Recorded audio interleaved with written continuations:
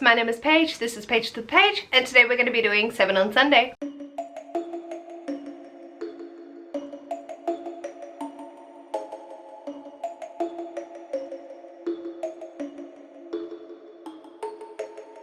Seven on Sunday is a Goodreads group created by Grace from G Sizzler, and I'll leave a link to both Grace's channel and the Goodreads group in the description box below. 7 on Sunday is a group where we are given a topic every Sunday and we are to talk about usually 7 things relating to that topic. This week is dark books. Now, I've interpreted this in a few different ways and I have 7 books that I want to tell you about that are kind of dark. Because I'm a chicken shit, I also don't go like creepy. There are horrors that I will just not go near with the 20-foot pole, but most of these made me feel very uncomfortable in one way or another. I'm going to talk about the 3 ones that will be pictures, as I usually forget these. The first is Gaio by Junji Ito.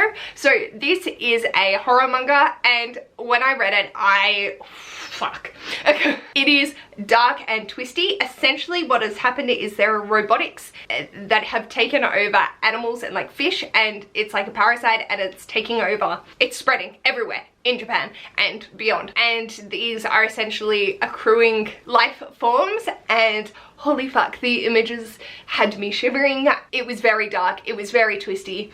I don't think a lot of people would find it, they would find it uncomfortable, but not have it as like one of their all-time cannot go near this book, which it is for me. This book fucked me up. So for me, it put me in a dark place.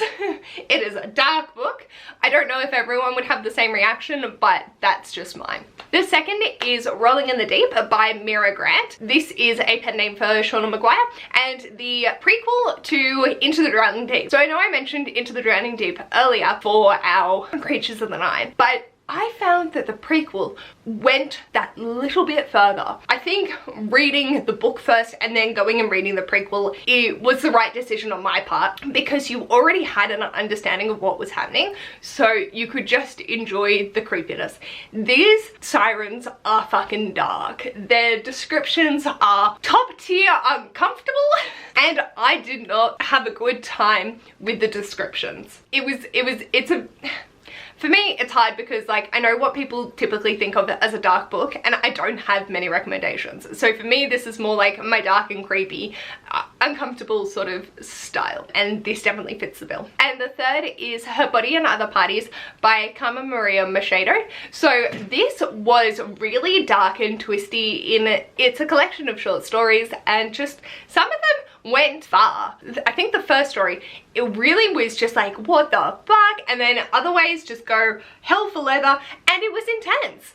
I think a lot of people will like this, but I don't think it's too widely talked about. I think in the same vein, a lot of people are going to like it, but it's also going to be very unique. The fact that it is short stories and poetry sort of styled can lend itself to not being well received widely, but at the same time, I don't feel like that should necessarily be a hindrance in this case. In terms of physical books, the first one I have is The Picture of Dorian Gray by Oscar Wilde. Ash is collecting the cloth-bound Penguin Classic editions, and when I read this, I was deeply unsettled. I thought that it was an excellent dark look on the nature of humanity and the lengths in which people will go to continue to experience their hedonistic lifestyles.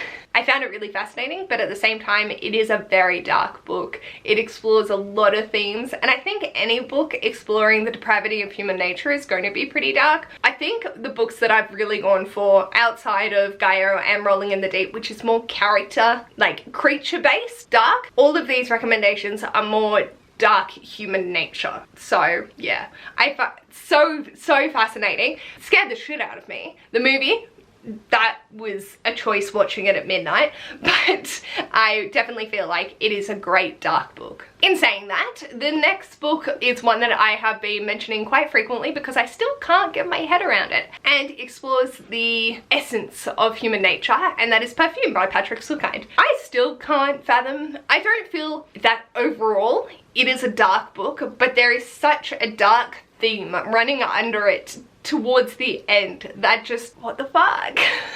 I think a lot of people, if you pick this up as a dark book, would be like, Paige, what the fuck are you talking about for the first 150 pages? Yeah, probably about 150 pages. And then the last 50 are really like, oh, okay, this is what we've been building to. So I think because it does build on so well, that's how it constitutes the dark. And there's also this underlying thing, because we know from the tagline, this is the story of a murderer. And it's sort of just like, oh, okay, where is this going? Next up, we have The Lovely Bones by Alice Sebold. This is following Susie, who is speaking from heaven, and it is her story. You wouldn't think this is a dark book, but holy fuck, I don't think I've recovered it. I think I read this in 2016, and it's something I still think about. I haven't been able to bring myself to watch the movie because I don't want to grow up Stanley Tucci for me, but this is definitely exploring a lot of hard issues. There are a lot of trigger warnings, so please check them out before going in, especially relating to children. So yeah, definitely check your content warnings for that. But holy fuck, this is so dark, so twisty, and so fantastic. Like, I was blown away at how much I enjoyed this. I think I do want to give it a reread, just as being a more knowledgeable reader on dark content. I think for me personally, like, I have grown so much since reading this in the types of books that I like to read that are dealing with these sorts of issues, and being able to come to it with this knowledge behind me to really look at it and burrow into all the little bits and pieces. And then my final book, talking about trigger warnings, is Alice by Christina Henry. Christina Henry is a dark author. These books are fucking dark. It was the first thing I thought of when thinking of dark books. If you want to be fucked up, check this out. Again, check your content warnings. There is a lot. It is intense and it is dark. This is an Alice in Wonderland retelling in such, for me, I feel like Alice in Wonderland is dark. There are all these elements to it that have this fucked up nature to it, but it's never that. It never goes that extra step to make it uncomfortable. Probably because Lewis Carroll intended for it to be a middle grade children's book. For me, I always wanted to go that little step further, to have that little bit more menacing rather than just being on an acid trip. This does both. You go 30 steps fucking further and you're on an acid trip the entire fucking time. I definitely recommend this. I adored it, but it is a lot and it is very dark. So these are 4 out of the 7 books for my dark recommendations. Let me know in the comments, what is a dark recommendation that you have? Whether that be a dark content, dark cover, dark, anything relating to that theme, let us know in the comments below. If you like this video, feel free to give it a big thumbs up. And if you'd like to see more of this mess, feel free to subscribe. And I'll hopefully see you in my next video. Bye!